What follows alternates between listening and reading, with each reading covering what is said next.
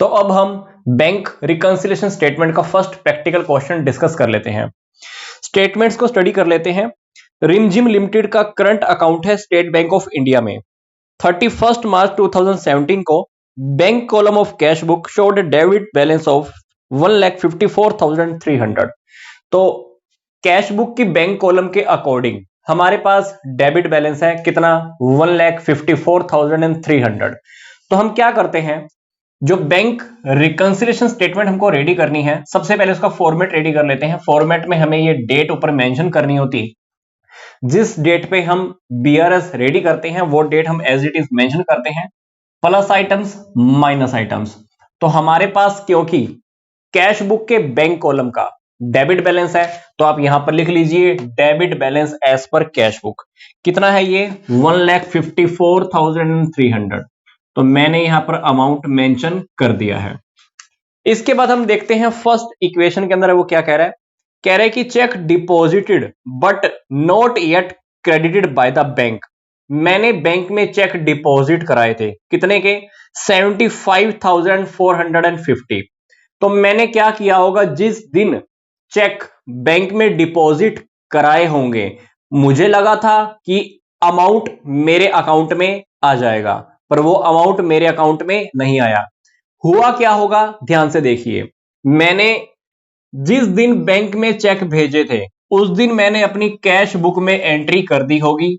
मुझे लगा था कि ये अमाउंट मेरे अकाउंट में आ जाएगा, तो बट पासबुक देखने से पता लगा कि ये 75,000 वाला अमाउंट मेरे अकाउंट में क्रेडिट अभी तक नहीं हुआ है।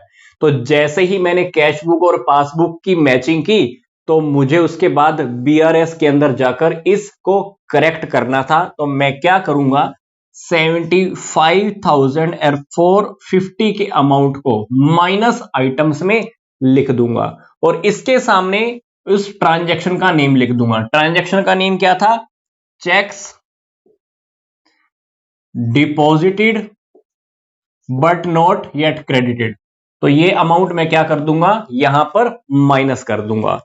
आगे देखिए हमारी statement number 2, check issued but not yet presented for the payment. मैंने किसी को चेक दिए थे कि भाई मेरे अकाउंट में से पेमेंट निकलवा लेना, तो मेरे अकाउंट में से पेमेंट कम हो जानी चाहिए थी। जिस दिन मैंने चेक भेजे होंगे, जिस दिन मैंने चेक इशू किया होगा, तो मैंने कहां पे एंट्री कर दी होगी, यहां पर, क्योंकि मुझे लगा था कि मेरा अकाउंट, मेरा बैंक बैलेंस कम हो गया, बट रियलिटी में जिस पर्सन को मैंने चेक दिए थे वो बैंक में प्रेजेंट ही नहीं हुआ, तो वो पेमेंट मेरे अकाउंट में से माइनस नहीं हुई, मेरा बैंक बैलेंस कम नहीं हुआ। तो मुझे क्या करना है, बीआरएस में जाकर, स्टेटमेंट में जाकर इस टाइप की आइटम को वापस प्लस आइटम्स में लिख देना है। और सामने हम क्या लिखेंगे, ट्रांजैक्शन का नेम। क्या ट्रांजैक्शन का नेम था, cheques issued but not yet presented for the payments. आगे देखिए transaction number 3, bank charges not yet recorded in the cash book.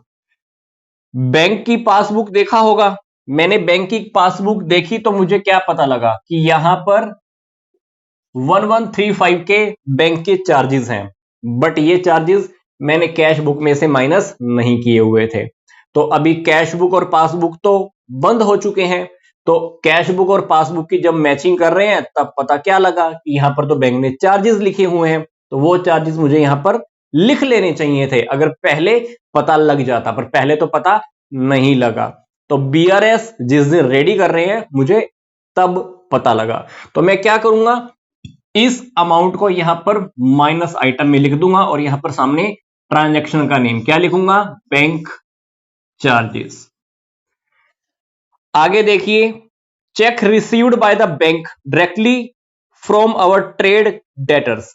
Debtors ने हमारे अकाउंट में सीधा ही अमाउंट डिपॉजिट करा दिया है, कितना, ये अमाउंट। बट इस बात की इंफॉर्मेशन मुझे नहीं लगी, इस बात की इंफॉर्मेशन मुझे नहीं मिली थी। तो ये अमाउंट होता तो यहां पे मिल जाता, पर ये अमाउंट यहां पर नहीं था, तो ये पासबुक से मुझे पता लगा। तो बीआरएस में मुझे क्या करना है, ये वाला अमाउंट मैं यहां पर प्लस आइटम्स में लिख दूंगा। आगे देखिए, insurance premium paid by the bank as per our standing instructions but not yet recorded in the cash book. मैंने बैंक को बोला हुआ था कि भाई मेरी तरफ से इंश्योरेंस प्रीमियम पे कर दिया करो, तो ये अमाउंट यहां पर माइनस में जा चुका होगा, मेरा बैंक बैलेंस कम हो चुका होगा। बट ये वाला अमाउंट मैंने यहां पर नहीं लिखा था, इस वजह से मुझे ये अमाउंट अभी माइनस आइटम में शो करना होगा। आगे देखिए, dividend collected by the bank but not yet recorded in the cash book. Bank की पासबुक से मुझे पता लगा कि बैंक ने हमारे क्रेडिट के अंदर 1000 रुपीज कहीं से कलेक्ट किए हुए हैं। अब यहां पर मैंने नहीं लिखे थे, मुझे पता ही नहीं लगा, तो मुझे बीआरएस में क्या करना है, प्लस आइटम्स में लिख देना है और सामने ट्रांजैक्शन का नेम लिख देंगे। तो इस तरह से हमारा बीआरएस की ये 6 की 6 ट्रांजैक्शन हम रिकॉर्ड कर चुके हैं। रिकॉर्ड करने के बाद आप क्या करना, प्लस आइटम्स का और माइनस आइटम का टोटलिंग करना है। टोटलिंग जब आप करोगे तो यहां पर टोटल बनेगा इतना और यहां पर बनेगा 91985। तो प्लस आइटम्स में से माइनस आइटम्स को जब आप माइनस करोगे तो हमारे पास ये बैलेंस रह जाएगा। तो इसके आगे हम लिखेंगे credit balance as per passbook. क्या लिखेंगे, credit balance as per passbook, क्योंकि कैश बुक के अकॉर्डिंग तो मेरे पास कितना पैसा है ये, और इतना ही पैसा बैंक में भी होना चाहिए। तो मैंने क्वेश्चन की शुरुआत कैश बुक से की थी, इसलिए लास्ट हमारा खत्म कहां पर होगा, पासबुक। अगर ये आंसर प्लस वाला बच रहा है तो मैं क्या लिखूंगा, credit balance as per passbook. अगर यहां पर माइनस आइटम्स ज्यादा होती, प्लस आइटम्स कम होती, तो मैं क्या लिखता, debit balance as per passbook. इसका मतलब था कि बैंक से मैंने ओवरड्राफ्ट लिया हुआ है, पैसा बैंक से फालतू निकलवाया हुआ है। बट मैं आपको फिर से बोल रहा हूं, क्वेश्चन की शुरुआत हमारी कैश बुक से है तो लास्ट में पासबुक लिखेंगे। आइटम्स अगर प्लस वाली ज्यादा है तो credit balance as per passbook, और माइनस वाली आइटम्स अगर ज्यादा होती तो क्या लिख देता, debit balance as per passbook.